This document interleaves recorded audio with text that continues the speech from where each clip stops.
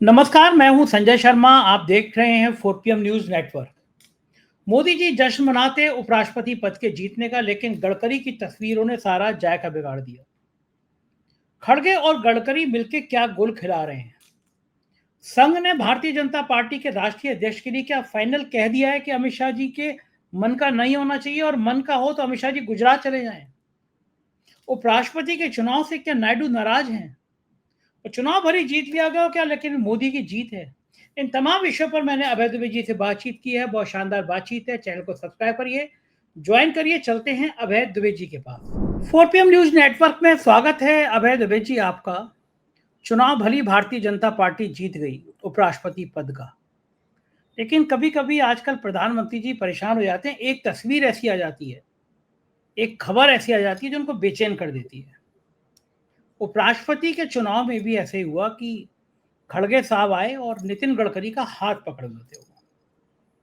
और वो तस्वीर लगातार सोशल मीडिया पे छा गई कि नितिन गडकरी का हाथ इस तरह खड़गे साहब क्यों पकड़े हुए हैं। गडकरी जी ने पिछले दिनों जिस तरह के बयान दिए थे, वो बयान बड़े असहज करने वाले थे प्रधानमंत्री जी को, गृह मंत्री जी को, वो गुजरात लौकी को। और अगर मैं बात करूं कि 2014 के बाद किसी की इतनी हिम्मत नहीं थी कि कोई मोदी सरकार का कैबिनेट मिनिस्टर इस तरह कांग्रेस अध्यक्ष के हाथ पकड़कर उस जगह पर ले आए जहां पे प्रधानमंत्री भी मौजूद होते हैं, वोट डालने आए थे, सारी कैबिनेट में होती है मीटिंग। ये जो हाथ पकड़ा गया है आज, इस हाथ के साथ का मतलब क्या है, और उपराष्ट्रपति चुनाव पर एनडीए की जीत का राजनीतिक अर्थ क्या निकलता है, अभय जी मैं आपसे समझना चाहूंगा। देखिए, मैं तो आपकी बात के ऊपर अपनी अनुक्रिया यहीं से शुरू करूंगा कि हाथ पकड़ना कोई अनायास नहीं है। ऐसा नहीं है कि मल्लिकार्जुन खड़गे आ रहे हों, सामने से उन्हें गडकरी दिख गए हों और फिर गडकरी ने उन्हें देख लिया हो और दोनों के मन में ये विचार पैदा हो, क्यों ना एक दूसरे का हाथ पकड़ के और अपने अपने याराने को दिखाते हुए हम लोग आगे बढ़ें। ये अनायास नहीं है। ये नहीं है। ये मेरा तो मानना ये है कि ये एक तरह की एक एक एक एक एक तरह का संकेत है जो कि दिया जा रहा है।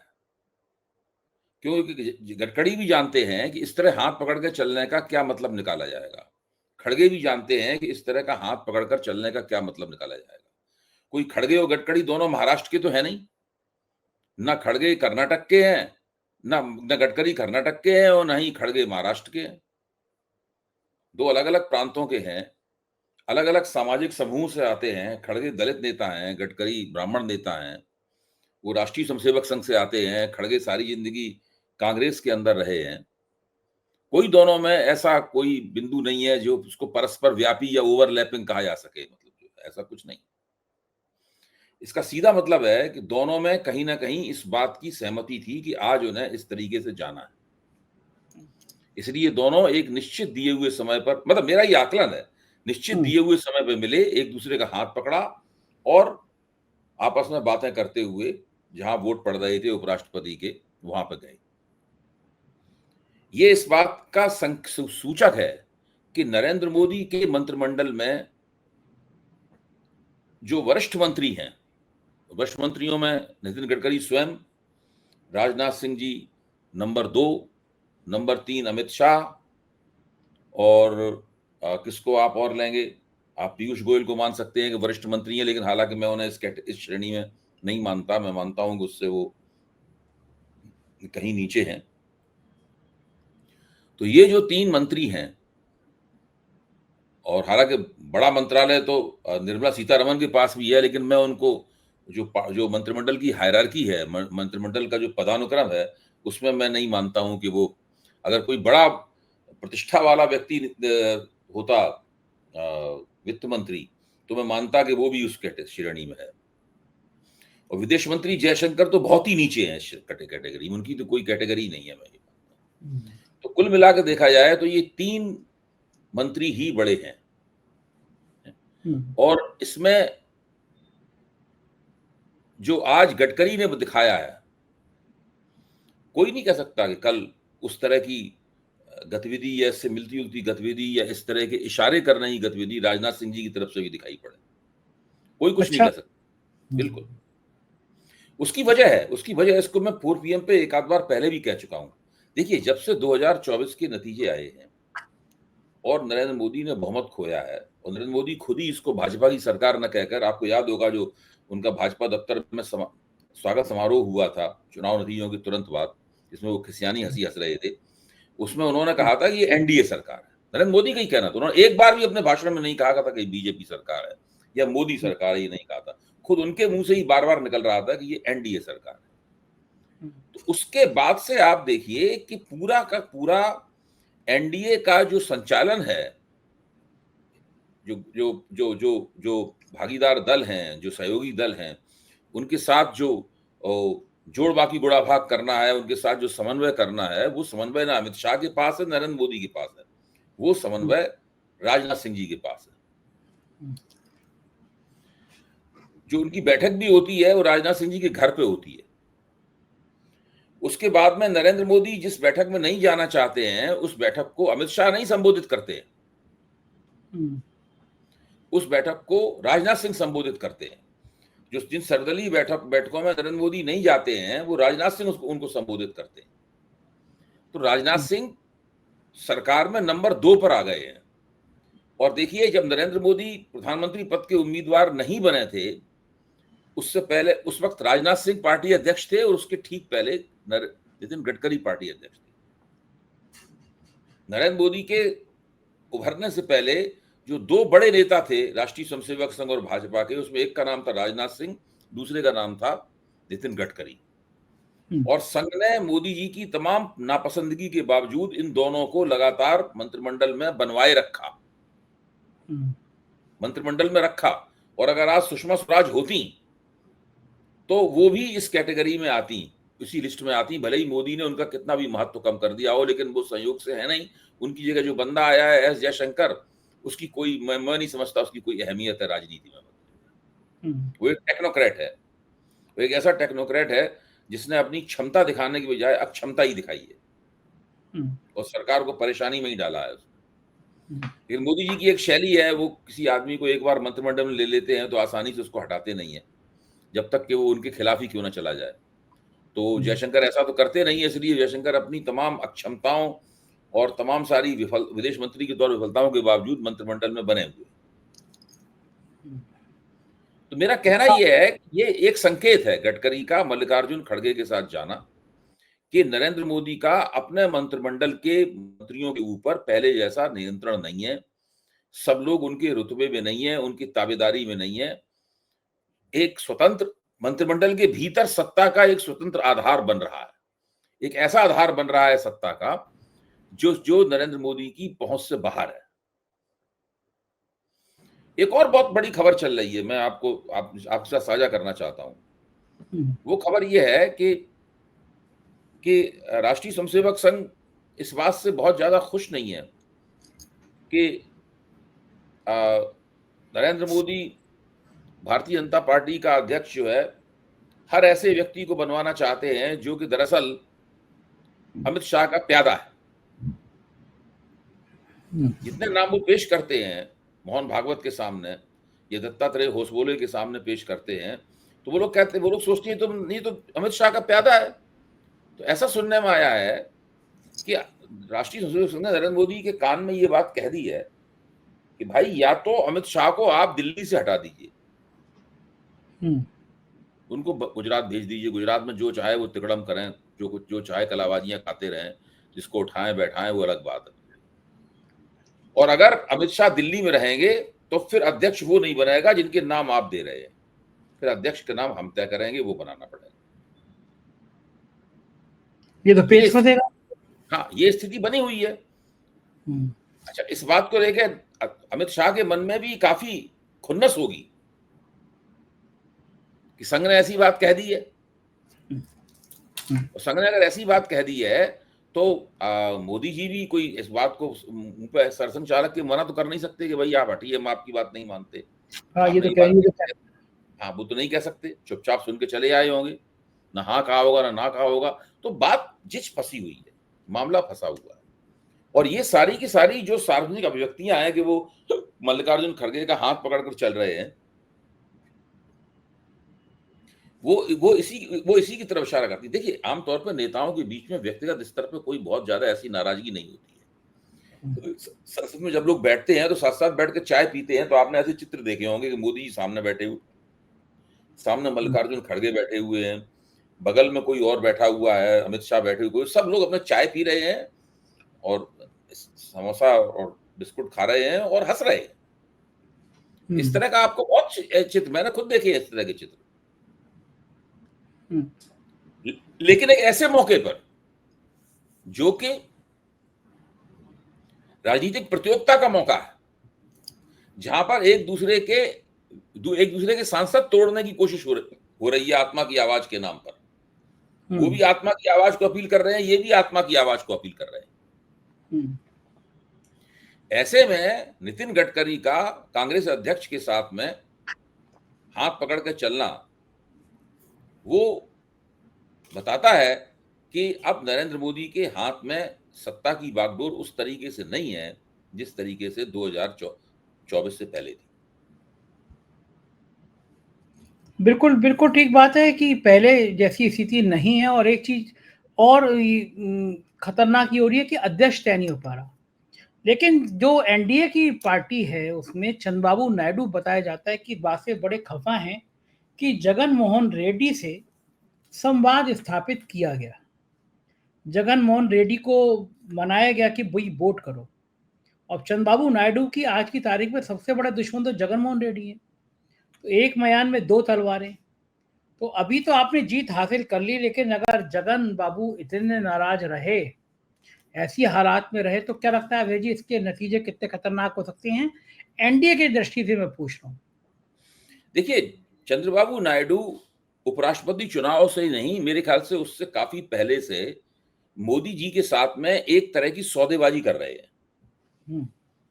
उस सौदेबाजी में उनकी डिमांड क्या है, उनकी मांग क्या है, ये ठीक ठीक अभी तक पता नहीं चल पाया है। ये पता चल गया है कि एक सौदेबाजी हो रही है उनकी तरफ से, और मोदी जी राजनीतिक कुशलता का परिचय देते हुए उनकी मांग को टाल रहे हैं। जाहिर है कि इस तरह की चीजें बहुत देर तक आप चंद्रबाबू नायडू जैसे व्यक्ति को बहुत देर तक टालू मिक्सचर नहीं पिला सकते। वो फिर आखिर में किसी बात पर अड़ेंगे कि ये होगा, तो वो इस वक्त वो कर सकते थे, उपराष्ट्रपति के चुनाव पे अपनी उस मांग पर अड़ सकते थे। लेकिन जब इन्होंने वाईएसआर रेड्डी कांग्रेस को भी पटा लिया, बीजू जनता दल को भी पटा लिया, बीआरएस भारत राष्ट्र समिति को भी पटा लिया, उन दोनों ने कहा कि ठीक है हम एब्सटेन कर जाएंगे, और उन्होंने कुछ एनडीए के महाराष्ट्र के कुछ सांसद भी तोड़ दिए। हम जानते हैं कि 14 सांसदों ने पाला बदल के वोट किया है, उनको सांसद भी उन्होंने तोड़ लिए। तो उसके बाद में चंद्रबाबू नायडू को चंद्रबाबू नायडू सोचते थे कि इस मौके पे वो सौदेबाजी कर लेंगे, वो नहीं कर पाए। अब चंद्रबाबू नायडू किसी दूसरे मौके की तलाश में रहेंगे जब वो मोदी का हाथ पकड़ के कह सकें कि भाई अगर तुमने हमारी बात नहीं मानी, तुम्हारा हाथ हम ऐंठ देंगे। सही बात है, बिल्कुल सही बात है। ये तो राजनीति की बात रही। अब मैं जरा आपको लेके चलता हूँ पड़ोस के देश नेपाल पर। जिस तरह से की बात होगी, हाँ, वो भी राजनीति की बात है। लेकिन मैं बांग्लादेश से शुरू करता हूँ और फिर नेपाल तक आता हूँ। जैन जी, मतलब जो 18 से 30 साल के नौजवान हैं, उनका ये एक बड़ा आंदोलन था। जिस तरह से मंत्री लोग निकाले गए, पीटे गए, पूर्व प्रधानमंत्री की पत्नी मरणासन हालत में है, प्रधानमंत्री को भागना पड़ा, छोड़ना पड़ा, संसद में आग लगा दी गई, संसद भवन में, और गोदी मीडिया का एक दफ्तर फूंक दिया गया। तो ये जो आंदोलन है, ये इस तरह दुनिया के कई देशों में ये आंदोलन इस तरह के खड़े हो रहे हैं। सोशल मीडिया को बंद करने की बात पे आंदोलन खड़ा हो गया। भारत में कभी ऐसा होगा नहीं क्योंकि भारत गांधी जी के देश का है, लेकिन यहाँ पे भी सोशल मीडिया पे प्रतिबंध लगाने की कोशिशें तो कम नहीं की गई। ब्रॉडकास्ट बिल लाने के जो तैयारियां थी, वो तैयारी ऐसी थी कि हम और आप जैसे लोग सरकार की आलोचना में एक शब्द बोल ना पाए। तो ये जो विपक्ष का नेपाल का आंदोलन है, इसके अर्थ क्या क्या निकलते हैं भारत के संदर्भ में? देखिए संजय जी, आप इस बात को समझिए, ये बात सही है कि भारत एक अलग केस है, अलग तरह का दुनिया है भारत की, अलग तरह की भारत का लोकतंत्र है, उसकी परंपरा अलग तरह की है। भारत में सत्ता और समाज में जो जनता के संबंध हैं, जो पार्टी सिस्टम है, भारत की दलीय प्रणाली है, वो अलग तरह की है। इसलिए जैसा साउथ एशिया के, दक्षिण एशिया के छोटे छोटे देशों में हो रहा है वैसा भारत में नहीं होगा। लेकिन ये मानना कि हमारे देश में ऐसा कभी नहीं हो पाएगा, ऐसा तो श्रीलंका के तमाम जो सत्ताधारी थे वो मानते थे कि हमारे यहाँ कभी नहीं हो पाएगा ऐसा। क्या वो सही बात। मानते थे? क्या शेख हसीना ये मानती थी कि हमारे यहाँ ऐसा हो जाएगा? नहीं मानती। या ये ओली प्रचंड और शेर बहादुर देववा ये जो अदल बदल करके पिछले 10-15 साल से प्रधानमंत्री पद का सत्ता सुख भोग रहे थे, आप ऐसा लगता था आपसी साठगांठ हो, अब तुम विपक्ष में बैठ जाओ, तुम वहां बैठ जाओ, ठीक है, आगे इतने दिनों बाद तुम इधर आ जाना, हम उधर हो जाएंगे। ये लोग भी मानते थे कि ऐसा नहीं होगा, कभी कभी नहीं मानते। लेकिन ऐसा श्रीलंका में भी हुआ, ऐसा बांग्लादेश में भी हुआ और ऐसा नेपाल में भी हुआ। श्रीलंका में आर्थिक विफलता के कारण हुआ, बांग्लादेश में आर्थिक विफलता नहीं थी। बांग्लादेश में तो टेक्सटाइल जो सेक्टर था वो इतना बूम कर रहा था कि बांग्लादेश का जीडीपी जो है वो आबादी के अनुपात में भारत से बेहतर था। लेकिन वहां भी हुआ और श्रीलंका में भी हुआ, बांग्लादेश में भी हुआ, नेपाल में भी हुआ।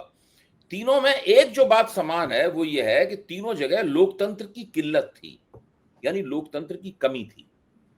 जितना लोकतंत्र होना चाहिए था वो नहीं था और परिस्थितियां अलग अलग थी, नेता अलग अलग थे, जनता का रवैया अलग अलग था। तीनों जगह एक और बात समान थी कि सब जगह, चाहे आप जैन जी कहें या कुछ कहें, मुख्य तौर पर युवाओं ने बगावत की थी। श्रीलंका में भी बगावत का स्टाइल यही था कि वो सत्ताधारी जो किले थे उनमें उनको तोड़ के घुस गए थे अंदर उसके। वही सब तीनों जगह हुआ। बांग्लादेश में भी यही हुआ और नेपाल में भी यही हो रहा है। अच्छा, आप भारत को देखिए, बहुत से इन तमाम विद्रोहों में बहुत सारी बातें ऐसी हैं जो भारत पर हूबहू वैसी की वैसी ही लागू होती हैं। भारत के जो पॉलिटिशियन हैं उनके बारे में भी सोशल मीडिया पे आता है कि इनके बच्चे विदेशों में पढ़ रहे हैं, किसी पॉलिटिशियन का बच्चा जो है वो अरबों कमा रहा है, ये सब आ रहा है, सब उनमें मौज मस्ती की दुनिया है। मतलब जो है यही तो नेपाल में हो रहा था। सोशल मीडिया पे वही आ रहा था कि भाई ये जो पॉलिटिशियंस के राजनेताओं के बच्चे हैं ये क्या क्या ऐश मौज मजा कर रहे हैं, विदेशों में घूम रहे हैं, वो सब आ रहा था। और वहां पर तो हेकड़ी की हालत ये थी कि वो उल्टे लिखते थे कि हमारे बाप ने कमाया है, हम मौज कर रहे हैं, तुम्हारे बाप ने नहीं कमाया, अब तुम क्यों रो रहे हो, ये लिखते थे उल्टे सोशल मीडिया पे उसके जवाब में। सही बात है। और जो ओली साहब थे उन्होंने फेसबुक से कहा था कि मेरे खिलाफ जितने भी पोस्ट हों इस तरह की, मुझे पहले बता दो उसके बारे में। क्या समझे आप? तो पहले अलर्ट कर दो। नहीं, हमारा रवैया हम ये नहीं करते कि हम आपके खिलाफ पोस्ट आए तो पहले हम आपको इन्फॉर्म करें, उसके आपसे पूछ के हम उन पोस्ट को जो है वो डालें, उसके ऊपर अनुमति दें। मतलब ये हम नहीं मानते, ये हम नहीं करते। क्योंकि ओली साहब की बात नहीं मानी गई थी, उन्होंने प्रतिबंध लगा दिया तो वो एक ट्रिगर पॉइंट बन गया पूरे विद्रोह का। लेकिन ये विद्रोह मैं नहीं मानता हूं कि ये अकस्मात हुआ है, ये नियोजित विद्रोह है। देखिए, बांग्लादेश का विद्रोह भी नियोजित था, श्रीलंका का विद्रोह भी नियोजित था। आप माने या ना माने, मैं तो यही मानता हूं। मैं ये मानता हूं कि असंभव है कि भाई एक दिन छात्र निकलते हैं तब वो कुछ काम करते हैं, 20 लोग उस दिन मारे जाते हैं, दूसरे दिन फिर निकलते हैं और फिर वो नियोजित तरीके से जगह जगह आग लगाते हैं। उनको पहले सब पता है किस नेता के पास कौन सी बिल्डिंग है, किस नेता के पास कौन सा कॉलेज है, किस नेता कौन सा 5 स्टार होटल है, कौन सा पेट्रोल पंप किस नेता का है। वो बाकायदा ज्वलनशील पदार्थ लेकर, पेट्रोल या मिट्टी का तेल लेकर जाते हैं और उन जगहों पर आग लगाते हैं। उन्हें पता है कौन नेता कहां से भाग रहा है। जिस तरह वित्त मंत्री को उछल के लात मारी गई जब वो भाग रहे थे वित्त मंत्री, तो एक आदमी आता है उछल के उसमें लात देता है, वो गिर पड़ते हैं, फिर उन्हें घसीट के दौड़ा के उन्हें पीटा जाता है। ये सारी चीजें तब तक नहीं हो सकती भाई, भीड़ तो, क्योंकि ये अनियंत्रित भीड़ का काम नहीं है। उस भीड़ के अंदर कुछ नियंत्रित लोग भी थे, उस भीड़ के अंदर कुछ लोग थे जिनके पास एजेंडा था कि हमें ये काम करने हैं, और वो उस तरीके से सारा काम किया गया। मैं इस बात को मानता हूं कि बांग्लादेश में शेख हसीना की सरकार को हटाया नहीं जा सकता था अगर अमेरिका ने नियोजित तौर पे मतलब जो है इन सब कामों को अंजाम न दिया होता।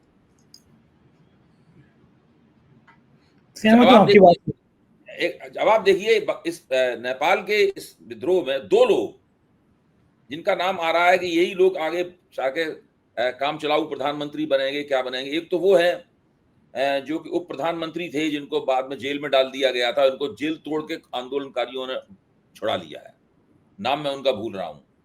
दूसरे वो है शाह, बालन शाह, जो कि काठमांडू के मेयर हैं, जो पहले रैपर थे। रैपर के तौर पर जब उन्होंने काठमांडू का चुनाव जीता, मेयर का चुनाव जीता, उन्हें 1 लाख वोट मिले, निर्दलीय चुनाव लड़े वो। उसके बाद में अमेरिकी मीडिया ने उनको नेपाल के भविष्य के नेता के तौर पर 2-2.5 साल पहले ही स्थापित कर दिया था। न्यूयॉर्क टाइम्स ने, टाइम्स मैगजीन ने, सबने स्थापित कर दिया था। उनको नेपाल का सबसे शक्तिशाली व्यक्ति करार दे दिया गया था, 2 साल पहले ही करार दे दिया गया था उनको। और जो बंदा जेल तोड़ के छुड़ाया गया है, वो अमेरिका से ही आया था पॉलिटिक्स में भाग लेने के लिए। अमेरिका में रहता था पहले वो। हाँ। और आते ही उसको बड़ा नेता बना दिया गया और उप प्रधानमंत्री पद पर नियुक्त कर दिया गया था उसको। बाद में जेल हो गई। हाँ, मैं ये बता रहा हूं। अच्छा, दूसरे, ये तमाम छात्र जो है भ्रष्टाचार के खिलाफ हैं, और उस पूर्व प्रधानमंत्री के ऊपर भी कोऑपरेटिव घोटाले में भाग लेने का आरोप लगा था। यानी भ्रष्टाचार के मामले में फंसा होने के बावजूद आज वही छात्र जो है उसको छुड़ा रहे हैं, जो भ्रष्टाचार के खिलाफ आवाज उठा रहे हैं। तो मैं ये कह रहा हूं कि ये निश्चित रूप से इसके पीछे कुछ ऐसी ताकतें हैं जिनका कहीं ना कहीं अमेरिका से संबंध है, और वो इन सब लोगों को अपने एजेंडे के मुताबिक चला रही हैं। अच्छा, चीन को आप देखिए, ये ओली साहब तो अभी चीन में, जहां मोदी जी गए थे संघाई सहयोग संगठन की बैठक में भाग लेने में, ओली साहब भी वहां मौजूद थे। वहां से आते ही इनका बैंड बज गया। वहां से आते ही 2 लोगों, अच्छा, अभी वो जापान के प्रधानमंत्री जो थे, वो भी वहां होके आए थे, उनका भी बैंड बज गया। तो ये जो है पूरा मामला है, इस मामले को मेरा मानना है कि अमेरिका आज भी इतना ताकतवर है कि वो छोटे मोटे देशों में तो अपनी मर्जी के मुताबिक सत्ता परिवर्तन करवा देता है। भारत जैसे बड़े देश में उसके लिए इतनी मर्जी के मुताबिक सत्ता परिवर्तन करना मुश्किल होता है, क्योंकि यहाँ तो यहाँ की राजनीति अलग तरह की है। वहां एक को पकड़ोगे, दूसरा आपकी पकड़ में नहीं आएगा। लेकिन दीर्घकालीन परिप्रेक्ष्य में अमेरिका भारत की राजनीति को भी प्रभावित करता है और अपने हिसाब से चलाने में सक्षम है। बिल्कुल ठीक बात है। पूरी दुनिया का भूगोल बदल रहा है। बहुत बहुत शुक्रिया अभय जी, आपने मुझे इतना समय दिया बातचीत। Thank you. ये थे अभय जी। पूरी बातचीत आपने सुनी, कैसी लगी बातचीत मुझे बताइएगा जरूर। शुक्रिया, थैंक यू।